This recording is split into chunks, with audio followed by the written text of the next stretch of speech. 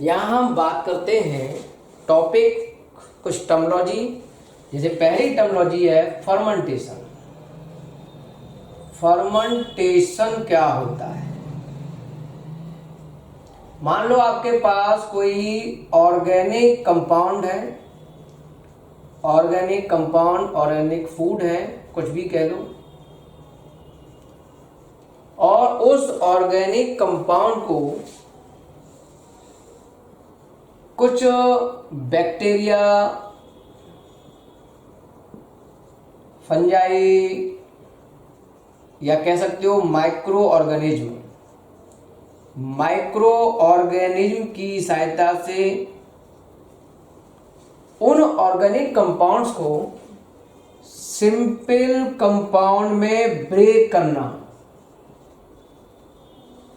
Fermentation कहलाता है। कोई बड़े ऑर्गेनिक कंपाउंड को कुछ माइक्रो ऑर्गेनिज्म की सहायता से उसे तोड़ना, ब्रेक करना और उसे कन्वर्ट करा लेना सिंपल कंपाउंड में, इस प्रोसेस को बोलते हैं फर्मेंटेशन। इस पूरी प्रोसेस में कार्बन डाइऑक्साइड गैस रिलीज होती है। तो इसका एक विशेष पॉइंट है, कौन सी गैस रिलीज होती है? तो हम कहेंगे कार्बन डाइऑक्साइड गैस रिलीज होती है। ठीक है, जैसे हम पढ़ते हैं सॉरिंग ऑफ मिल्क,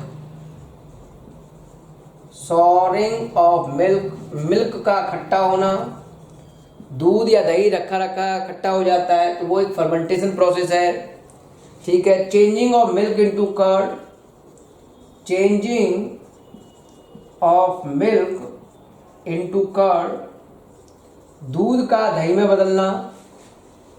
एल्कोहलिक जो बेवरेज है, एल्कोहल बनाने की जो प्रोसेस है, वो फर्मेंटेशन पर ही बेस्ड होती है। अब ये क्या पूरा प्रोसेस है, थोड़ा आइडिया लेते हैं। तो मान लो हमने सुक्रोज लिया, सुक्रोज, शुगर ले लिया, फॉर्मूला होता है C12H22O11, और इसमें थोड़ा वाटर मिलाया, वाटर में चीनी घोली और कुछ एंजाइम की सहायता से, इनवर्टेज एंजाइम, जो कि आपको मिल जाएगा ईस्ट वगैरह की बॉडी से, या ये कह लो कुछ बैक्टीरिया की बॉडी से मिल जाएगा, माइक्रो ऑर्गेनिज्म की बॉडी से मिल जाएगा। इन एंजाइम्स की प्रेजेंस में इस सुक्रोज को ब्रेक किया गया, तो ये दो भागों में ब्रेक हुआ, ग्लूकोज प्लस फ्रक्टोज। ये टूट गया दो भागों में, सुक्रोज ब्रेक हो गया, ग्लूकोज और फ्रक्टोज। दोनों के फॉर्मूले, मॉलिक्यूलर फॉर्मूले सेम है, C6H12O6, फ्रक्टोज का फॉर्मूला भी C6H12O6। मॉलिक्यूलर फॉर्मूला सेम है, स्ट्रक्चर फॉर्मूले में अंतर होता है, वो मैं भी समझाऊंगा। तो हमें यहां से ग्लूकोज और फ्रक्टोज मिला। बाद में हमने ग्लूकोज या फ्रक्टोज, ग्लूकोज या फ्रक्टोज, खासकर ग्लूकोज जो होता है उसको, उसके अंदर डाल दिया ईस्ट की बॉडी, जो रिलीज करेगा जाइमेज एंजाइम, जो रिलीज करेगा जाइमेज एंजाइम, और वो इस ग्लूकोज का फर्मेंटेशन कराएगा और कन्वर्ट करेगा इथाइल अल्कोहल में, जो कि अल्कोहल होगी, शराब होगी, और थोड़ा सा अमाउंट इसका कार्बन डाइऑक्साइड का बाहर निकलेगा। तेजी से ब्रिस्की डिफरेंस होगा, कार्बन डाइऑक्साइड बाहर निकलेगी और इथाइल अल्कोहल मतलब शराब, ये आपको प्राप्त हो जाएगी C2H5OH। तो इस तरह से आपको दो मॉलिक्यूल इसके और दो मॉलिक्यूल इसके प्राप्त होंगे। तो इस तरह से सुक्रोज से शराब बनाने की जो प्रोसेस है, बियर बनाने की जो प्रोसेस है, वाइन बनाने की जो प्रोसेस है, वो भी फर्मेंटेशन की कैटेगरी में ही आती है। तो ये पूरी प्रोसेस थी। इस प्रोसेस में ध्यान रखना है, कार्बन डाइऑक्साइड गैस रिलीज होती है। अब कुछ बच्चे ग्लूकोज और फ्रक्टोज में डायग्राम पूछना शुरू कर देते हैं, कोई मतलब नहीं है फिर भी, तो मैं बता दूं मॉलिक्यूलर फॉर्मूला सेम है, लेकिन स्ट्रक्चर फॉर्मूला इन दोनों के डिफरेंट होते हैं। जैसे ग्लूकोज है, इसको हम लिखते हैं CHO, CHOH, C फिर एक H इधर, फिर OH इधर, 1 2 3 4 5 और ये 6 कार्बन। पहला CHO, लास्ट CH2OH, HOH, फिर OH, फिर HOH, लास्ट वाला बिल्कुल सेम कर दें HOH। तो ये है आपका ग्लूकोज का स्ट्रक्चर। अगर हम बात करते हैं फ्रक्टोज के स्ट्रक्चर की, तो एक कार्बन हमने लिया ये CH2OH, एक कार्बन, दो कार्बन, 3 4 5, 1 2 3 4 5 और ये 6। ऊपर नीचे CH2OH है, ये C डबल बॉन्ड हो, HOH, OHH, HOH, इस तरह से लिख दिया। तो ये फ्रक्टोज का डायग्राम है। तो डायग्राम में देखो अंतर आ गया, मॉलिक्यूलर फॉर्मूले सेम है लेकिन स्ट्रक्चर फॉर्मूलों में डिफरेंस होता है। लर्न करना चाहो तो कर सकते हो, नहीं तो छोड़ दो। अब बात आती है इसमें अगली टर्मिनोलॉजी, मिथाइलेटेड स्प्रिट क्या होती है। मिथाइलेटेड स्प्रिट, तो एक टर्म्स हमको पढ़ना है, मिथाइलेटेड स्प्रिट। देखो हमारे पास रेक्टिफाइड अल्कोहल होता है, रेक्टिफाइड स्प्रिट या अल्कोहल। रेक्टिफाइड जो स्प्रिट या अल्कोहल है, इसे शराबी लोग पी लेते हैं। ये ड्रिंकिंग के रूप में यूज होता है, ड्रिंकिंग यूज में लोग ले लेते हैं इसको।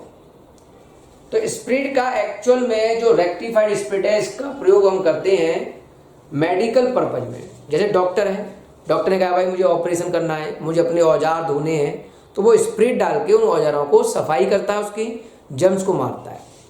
लेकिन डॉक्टर ने कहा कि स्प्रिट लेके आओ, पता चला मार्केट में सारी स्प्रिट कौन ले गया, ड्रिंकिंग करने वाले शराबी ले गए।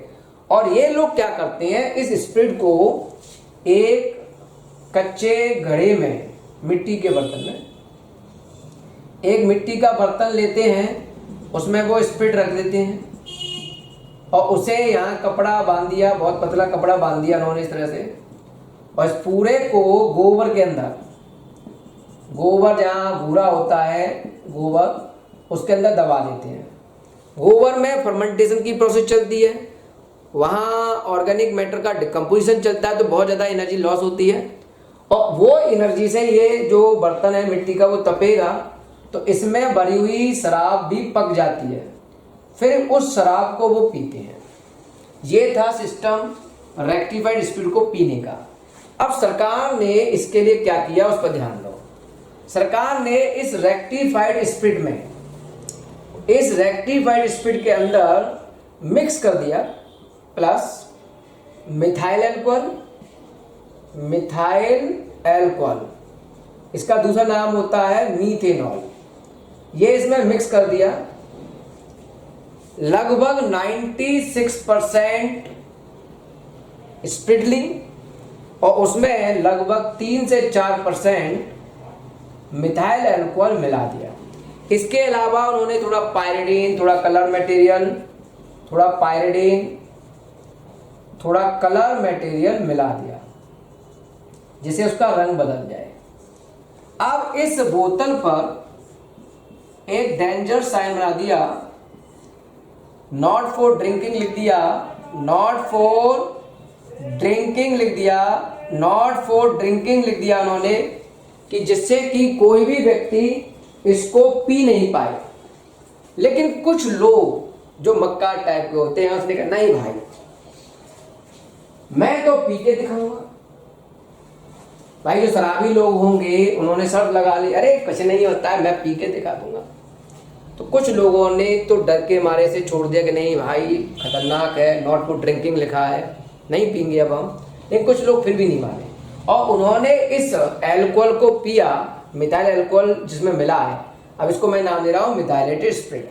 इस मिथाइलेटेड स्प्रिट को पी लिया तो क्या होगा, तो एक्चुअल में इसको पीने पर शुरुआत में कोई चेंज दिखाई नहीं देगा, महीने 2 महीने तक वो कंटिन्यूटी में इसको पिएगा तब असर होगा, क्योंकि मिथाइल अल्कोहल की परसेंटेज कम है। ओके, डायरेक्ट पीने पर डेथ नहीं हो गई, लेकिन कई महीने तक पीने के बाद हमारे लीवर ने इस मिथाइल अल्कोहल को, इस मीथेनॉल को कन्वर्ट कर दिया फॉर्मल्डिहाइड में। फॉर्मल्डिहाइड कह लो या दूसरा नाम लिख देता हूं मीथेनॉल। मीथेनॉल, ये अल है, ये ऑल लिखा है, मीथेनॉल, और ये लिखा है मीथेनॉल। इस मिथाइल अल्कोहल को लीवर ने कन्वर्ट कर दिया फॉर्मल्डिहाइड में, ये हमारी बॉडी में आ गया। अब इसने नुकसान करना शुरू किया।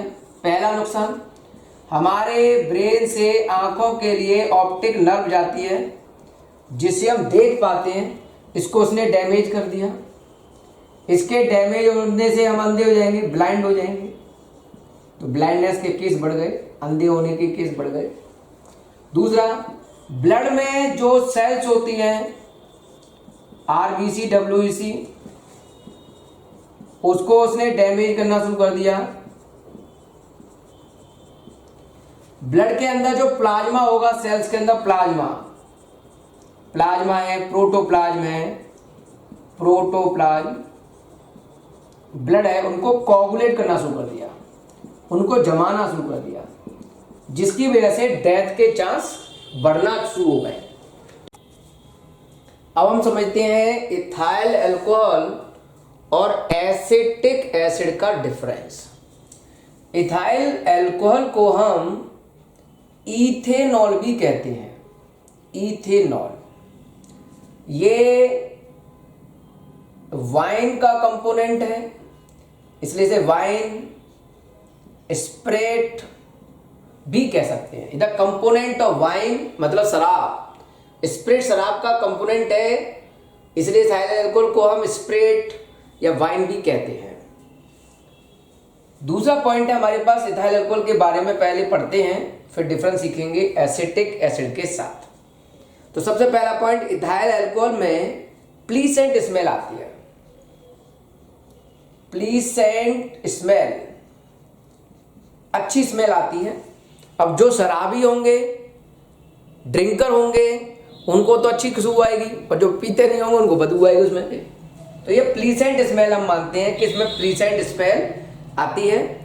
और इसका बॉइलिंग पॉइंट होता है अल्कोहल का 351 केल्विन।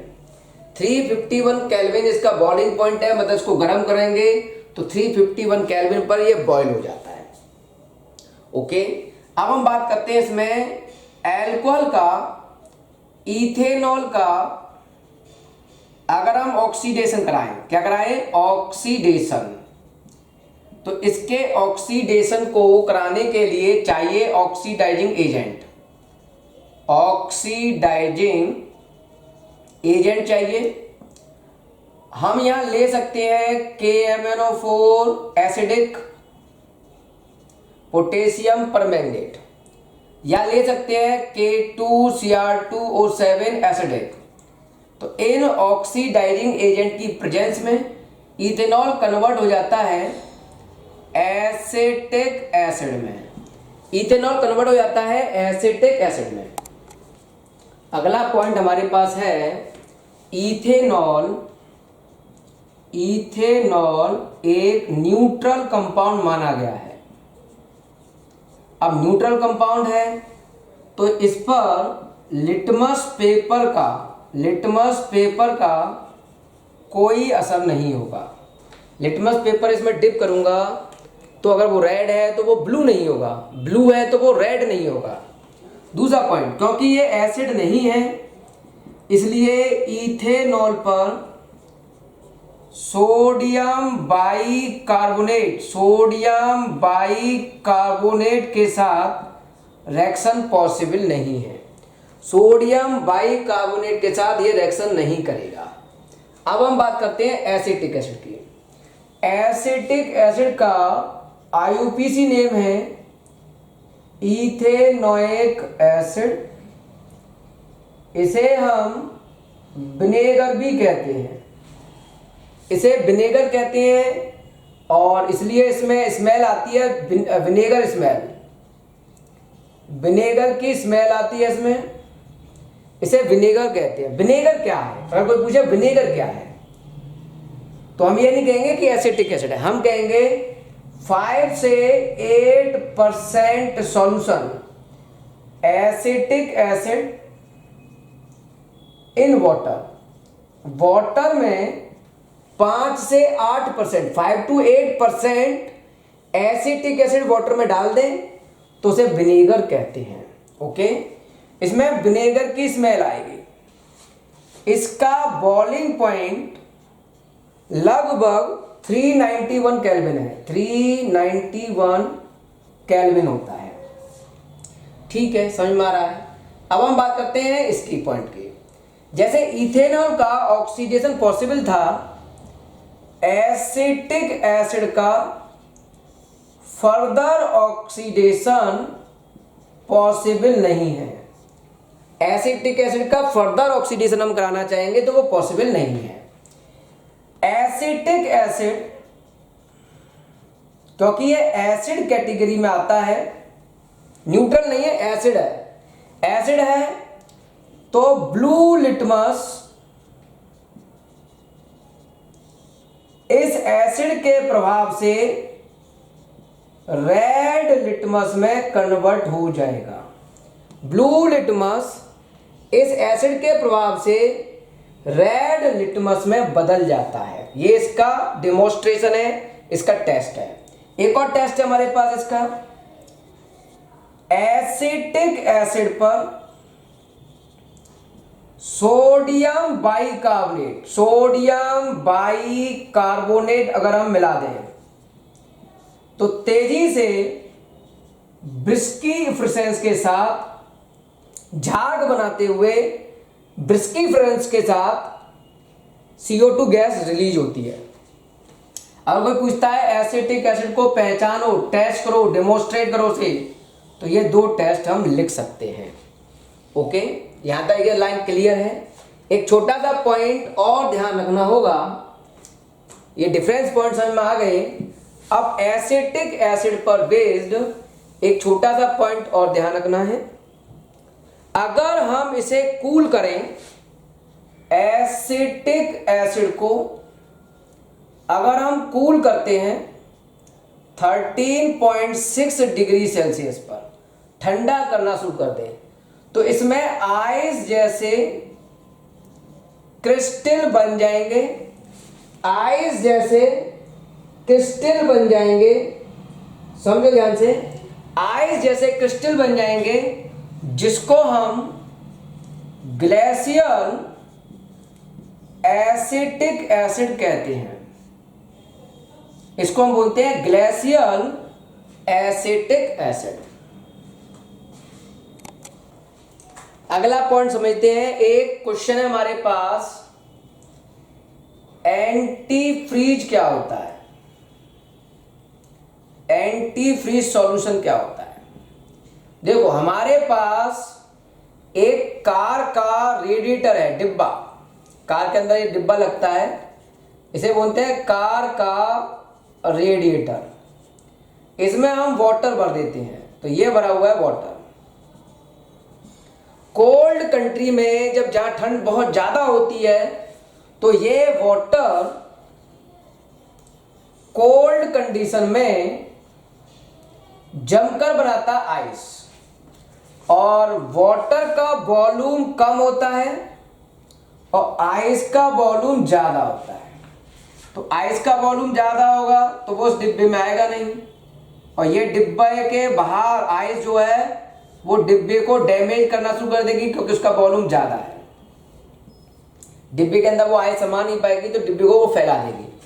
तो हम कहेंगे जो कार का रेडिएटर है वो डैमेज हो जाएगा। इससे बचने के लिए हम क्या करेंगे, इस वाटर में हम मिक्स करेंगे ग्लाइकॉल या ग्लिसरीन। ग्लिसरीन कह लो, ग्लिसरॉल कह लो, ये मिला देंगे।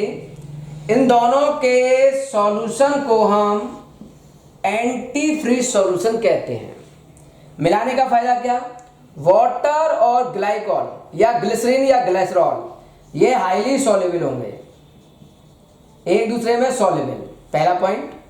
दूसरा पॉइंट, जो सॉल्यूशन होगा, जो सॉल्यूशन बनेगा, उसका फ्रीजिंग पॉइंट कम होगा वाटर की तुलना में। जैसे वाटर का फ्रीजिंग पॉइंट है 0 डिग्री सेल्सियस, तो सॉल्यूशन का फ्रीजिंग पॉइंट होगा -42 डिग्री सेल्सियस। मतलब वाटर अगर फ्रीज होगा तो 0 पर फ्रीज हो जाएगा, जबकि सॉल्यूशन -40 डिग्री सेल्सियस तक फ्रीज नहीं होगा, तो ये पानी बना रहेगा और कार का रेडिएटर डैमेज नहीं होगा। तो ये सॉल्यूशन था एंटी फ्रीज सॉल्यूशन। एक ध्यान रखना, एक और क्वेश्चन समझा रहा हूं,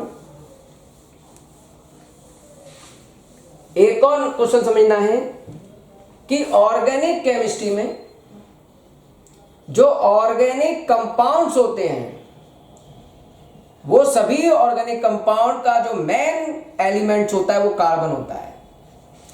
सारे ऑर्गेनिक कंपाउंड्स में कार्बन का होना जरूरी है, ऐसा क्यों?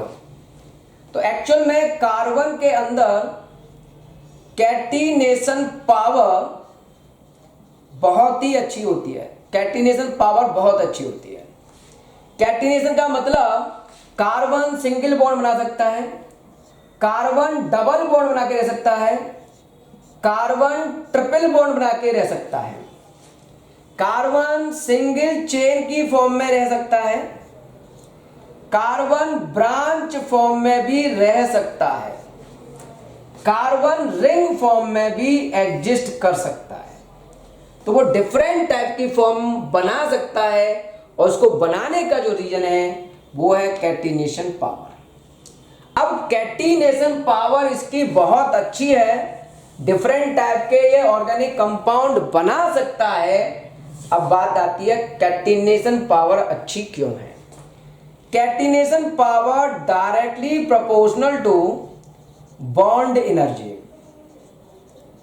बॉन्ड की एनर्जी जितनी ज्यादा होगी, कैटिनेशन पावर उतना ज्यादा होगा। और बॉन्ड एनर्जी डिपेंड करती है bond length. Bond length, bond energy ज्यादा करने के लिए बॉन्ड लेंथ छोटा होना चाहिए। और कार्बन एटम के बीच का जो बॉन्ड लेंथ होगा, कार्बन एटम और कार्बन एटम के बीच का जो बॉन्ड लेंथ होगा, वो बॉन्ड लेंथ बहुत ही स्मॉल होता है। बॉन्ड लेंथ बहुत छोटा होता है। बॉन्ड लेंथ छोटा है क्योंकि उसका साइज स्मॉल है। कैसा है साइज? स्मॉल साइज है। कैसा साइज है? स्मॉल साइज का होता है। इसलिए ऑर्गेनिक कंपाउंड में कार्बन के एलिमेंट्स पाए जाते हैं। केमिकल रिएक्शन, इस चैप्टर में कुछ केमिकल रिएक्शन समझनी है।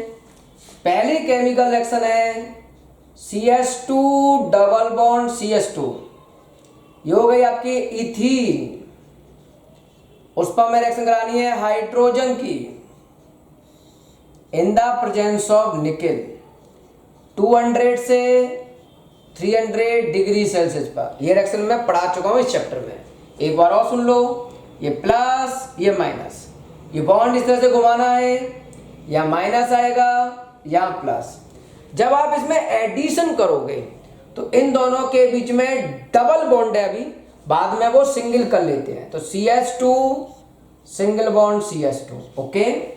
ये CH2 है, ठीक है, ये प्लस है, तो यहां ये वाला H माइनस इस प्लस से एक बॉन्ड बना के जोड़ देंगे, ये वाला प्लस इस वाले माइनस से जोड़ देंगे, तो ये बन जाएगा इथेन, जिसको मैं ऐसे भी लिख सकता हूं CH3 single bond CH3, okay. पहली रिएक्शन। दूसरी reaction CH2 double bond CH2 पर वाटर की रिएक्शन करा रहा हूं। ये प्लस, ये माइनस, ये बॉन्ड इधर घुमा दिया, ये माइनस, ये प्लस, एडिशन रिएक्शन है। तो सबसे पहले डबल बॉन्ड को कर लो सिंगल, तो CH2 सिंगल बॉन्ड CH2, ये है प्लस, प्लस से जुड़ेगा माइनस, तो ये माइनस फैक्टर जोड़ देंगे प्लस से, एक बॉन्ड से, बॉन्ड OH, और माइनस से जुड़ेंगे इस प्लस को, तो CH2 है, ये H जोड़ दिया, तो यहां जुड़ गया H। मैं इसको लिख सकता हूं CH3CH2OH, इसको ऐसे दे सकते हैं CH3CH2OH, इसको बोलते हैं इथेनॉल बना। क्या बना? इथेनॉल। अगर मैं इस रिएक्शन को उल्टा लिखूं, उल्टा कैसे? एल्कोहल लिया CH2OH, सिंगल बॉन्ड CH2H, ये हो गया इथेनॉल।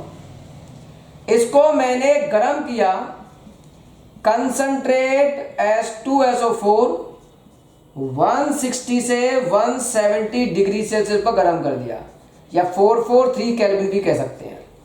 इतने पर हम गर्म करेंगे तो इस रिएक्शन को उल्टा लिखा जा सकता है, मतलब ये प्लस ये यहां लिख सकते हैं। फिर भी समझाते हुए समझा रहा हूं, ये OH के साथ ये H मैंने निकाल दिया, H2O, तो यहां बना H2O। देखो ये वाला H2 यहां आ गया और ये बचा CH2 सिंगल बॉन्ड CH2। लेकिन जब दो एटम अलग अलग कार्बन से निकालते हैं तो इस जगह पर एक बॉन्ड बढ़ा देते हैं, तो इससे बन गया ये प्रोडक्ट, मतलब इस रिएक्शन को उल्टा लिख दिया हमने। इस प्रोसेस को हम वाटर लॉस करा रहे हैं, इसलिए इस प्रोसेस को बोलते हैं डिहाइड्रेशन। क्या बोलते हैं? डिहाइड्रेशन। और ये कहलाता है डिहाइड्रेटिंग एजेंट। डिहाइड्रेटिंग एजेंट क्या कहलाता है? डिहाइड्रेटिंग एजेंट कहलाता है। ये थी आपकी 3 रिएक्शंस। थोड़ी और रिएक्शन समझते हैं।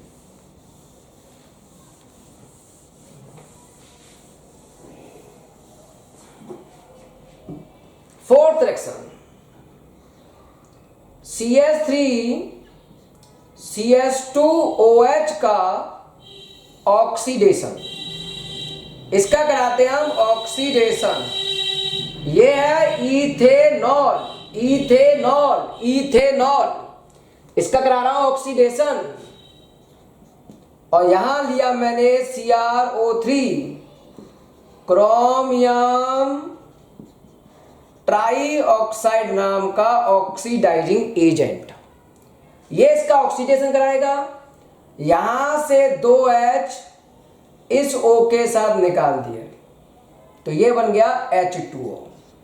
यहां देखो क्या बचा, CH3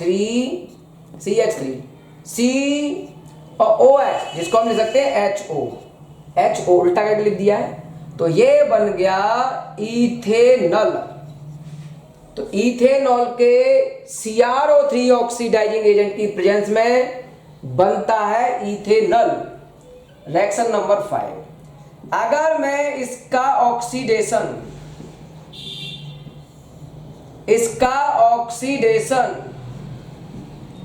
CrO3 की प्रेजेंस में ना करा के पोटेशियम परमैंगनेट H2SO4 की प्रेजेंस में, या पोटेशियम डाइक्रोमेट H2SO4 की प्रेजेंस में कराऊं, तो ये इथेनॉल सीधा एसिटिक एसिड में बदल जाता है। डायरेक्ट लर्न करना है, एसिटिक एसिड में बदल गया, तो ये बन गया आपका एसिटिक एसिड।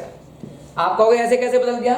तो एक्चुअल पहला स्टेप यहां तक होगा और फिर यहां से ऑक्सीडेशन होगा और ये ऑक्सीजन यहां जुड़ जाएगी, तो CH3C 2 ऑक्सीजन और H।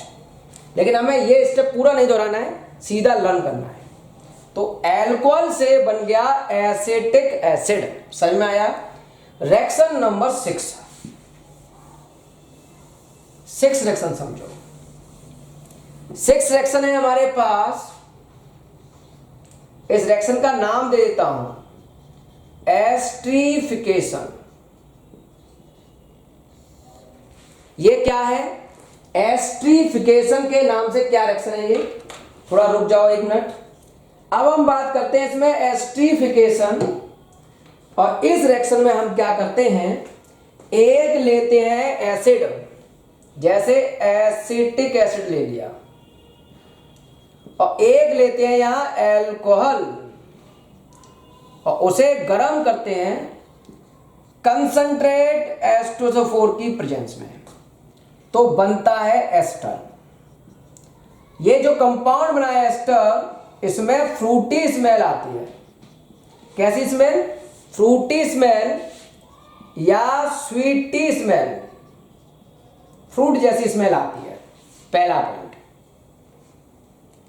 सबसे पहले मैं इसका थोड़ा सा वर्किंग समझा दूं, तब रिएक्शन लिखूंगा। एक गरम वाटर ले लिया, हॉट वाटर, इसमें भरा हुआ है हॉट वाटर का ये टैंक है, और इसमें डाल दी मैंने टेस्ट ट्यूब। ये टेस्ट ट्यूब डाल दी, ये गरम वाटर हो गया, इसमें ये गरम वाटर हो गया, और इस टेस्ट ट्यूब के अंदर, इस टेस्ट ट्यूब के अंदर आपने भर दिया एसिटिक एसिड।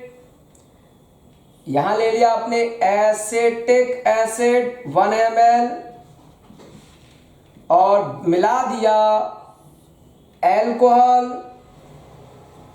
1 ml, और थोड़ा सा मिला दिया सल्फ्यूरिक एसिड कंसंट्रेट H2SO4 की कुछ ड्रॉप्स।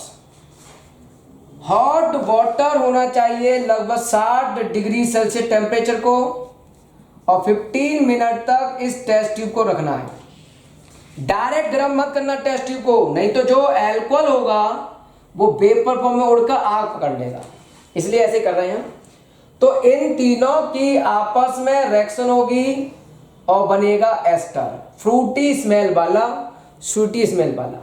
कोई पूछता है एस्टर क्या है, तो ester is the derivatives of carboxylic acid. Carboxylic acid से ही प्राप्त होने वाला ये डेरिवेट्स कहलाता है। अब समझते हैं इसकी रिएक्शन। इस पूरी प्रोसेस को एस्टर का बनना एस्ट्रिफिकेशन कहते हैं। तो रिएक्शन को समझ लेते हैं, रिएक्शन को समझने की कोशिश करते हैं।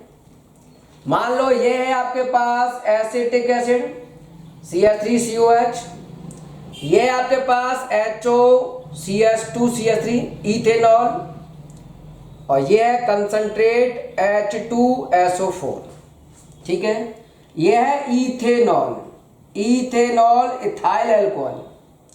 इसका H और इसका OH, इसका H और इसका OH कंबाइंड होगा, और फिर ये दोनों आपस में कंबाइन करेंगे तो ये बनेगा CH3CO, और आगे है O CH2CH3 प्लस H2O। इस तरह से ये बन गया एस्टर। इसका नाम है इथाइल, और इतने से का नाम होता है एसीटेट, तो उसका नाम है इथाइल एसीटेट। क्या नाम है? Ethyl acetate. ओके, मान लो हमने ये ऐसे बनाया होता CH3COOH प्लस, इसकी जगह पे लेता हूं मैं HOCH2CH3, इसकी जगह पे ले लेता हूं CH3 मिथाइल अल्कोहल। इसका नाम है मिथाइल अल्कोहल, एक कार्बन वाला अल्कोहल। रिएक्शन ऐसे ही होगी, H इसका और OH इसका निकल गया। क्या बना? CH3CO, यहां बना OCH3 प्लस H2O। इसका नाम है मिथाइल, और इसका नाम है एसीटेट, मिथाइल एसीटेट। ये भी आपका एस्टर बन गया। ओके, अगर मैं इस प्रोसेस को उल्टा लिखना चाहूं, तो क्या होगा? अब मैं प्रोसेस को उल्टा लिखने की बात कर रहा हूं, तो देखो क्या होगा। इस सेक्शन को मैं उल्टा लिख रहा हूं, ये लेफ्ट में, ये राइट में। तो CH3COO CH2CH3 प्लस वाटर, इस प्रोसेस को बोलते हैं हाइड्रोलाइसिस। वाटर के साथ तोड़ना, हाइड्रोलाइसिस। ये लिख दो प्लस ये लिख दो, तो CH3COOH प्लस CH3CH2OH। तो ये प्रोसेस उल्टा लिख दिया। लेकिन अगर हम रीजन के साथ चाहें कि ऐसा क्यों हुआ, तो हम क्या करते हैं, ये देखो बीच में बॉन्ड है, इस बॉन्ड को यहां से तोड़ेंगे और इसको देंगे वाटर का H और इसको देंगे OH, तो ये बनेगा CH3COOH और ये बनेगा CH3CH2OH। ऐसे भी कर सकते हो। तो ये आपकी हाइड्रोलाइसिस रिएक्शन हो गई। एस्टर की अगर हम हाइड्रोलाइसिस कराएं तो हमें द्वारा से एसिड और एल्कोहल प्राप्त हो जाएगा। तो ये रिएक्शन नंबर 7 हो गई। अब कुछ और रिएक्शन सीखनी है। रिएक्शन नंबर 8, मान लो हमारे पास एल्कोहल है CH3CH2OH, कोई सा भी एल्कोहल, मैंने इथेनॉल ले लिया, उस पर रिएक्शन करा रहा हूं सोडियम की। एसिड ले लिया CH3COOH, उस पर रिएक्शन करा रहे हैं सोडियम की। तो सोडियम के साथ एसिटिक एसिड रिएक्शन करेगा और एल्कोहल भी रिएक्शन करेगा। कैसे?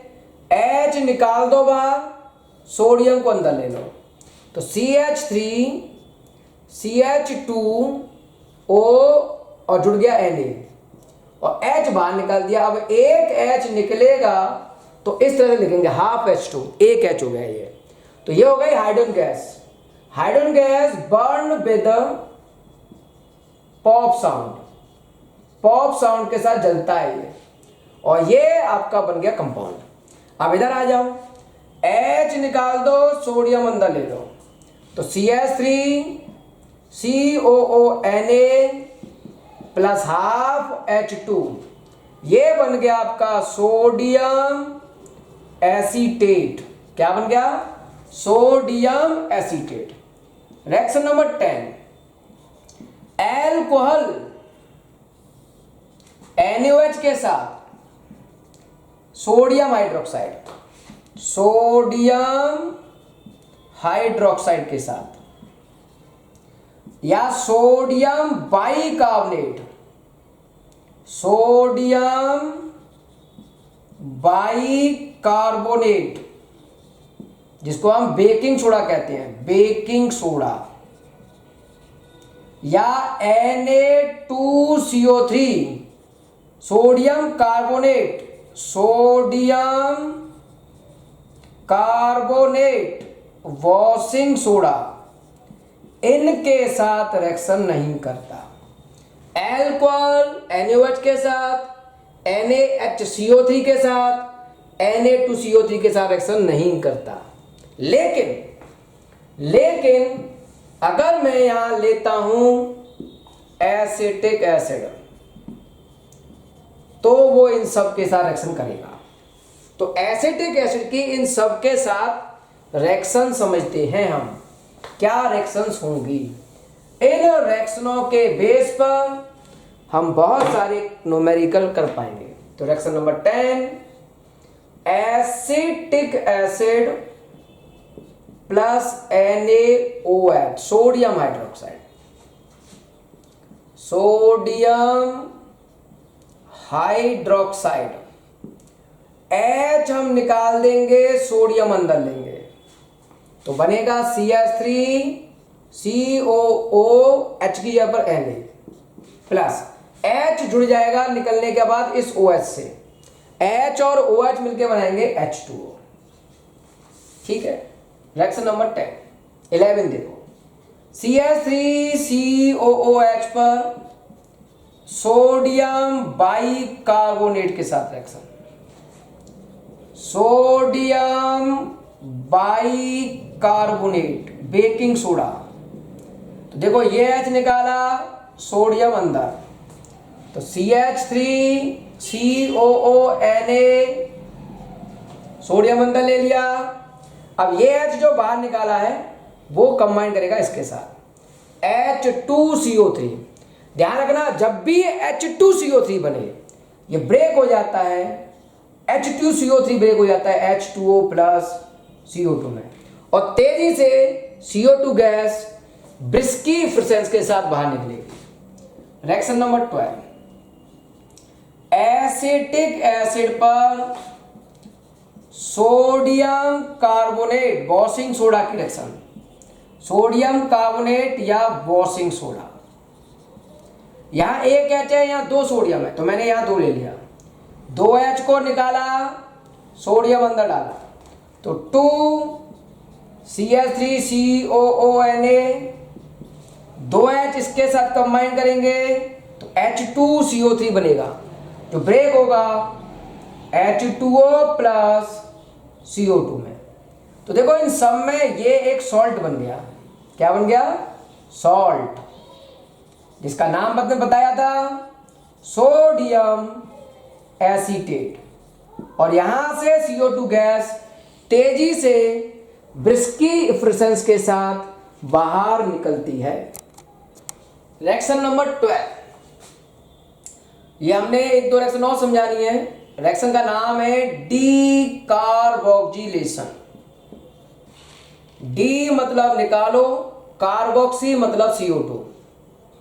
तो देखो हमारे पास एक सॉल्ट है CH3COONA, नाम बताया था मैंने सोडियम एसीटेट।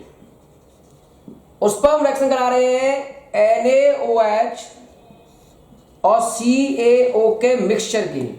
इन दोनों के मिक्सचर को बोलते हैं सोडा लाइम। इन दोनों के मिक्सचर को बोलते हैं सोडा लाइम। इन दोनों की रिएक्शन होगी। डी मतलब निकालो, कार्बोक्सी मतलब CO2। तो ये देखो CO2 है, तो यहां से मैंने इसको बाहर कर दिया कि निकल जाओ भाई, ये तुम पूरा निकल जाओ बाहर।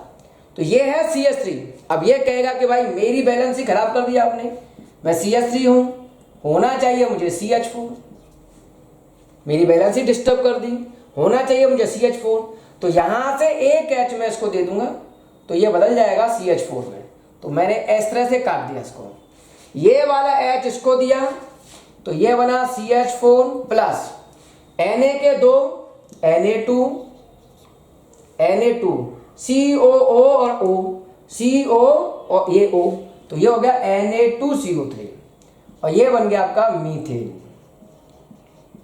तो सोडियम एसीटेट पर सोडा लाइम की रिएक्शन कराएंगे तो बनेगी मीथेन गैस। ओके, ये थोड़ा ध्यान रखना। रिएक्शन नंबर 13 रिएक्शन क्या कह रही है?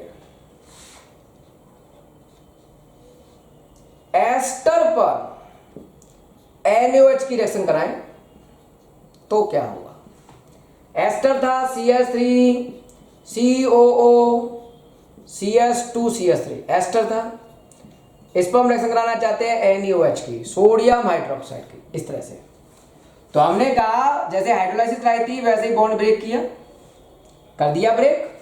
ओके, और देखो ये जो H है वो हमने इसको दे दिया, पहले भी H इसको ही दिया था। ओके, H इसको दे दिया, बचा क्या? ONA। तो ये हिस्सा जोड़ लो, तो CH3COONA प्लस CH3CH2OH, तो ये बन गया सोडियम सॉल्ट। तो इस तरह से ये रिएक्शन एस्टर पर कराई जा सकती है।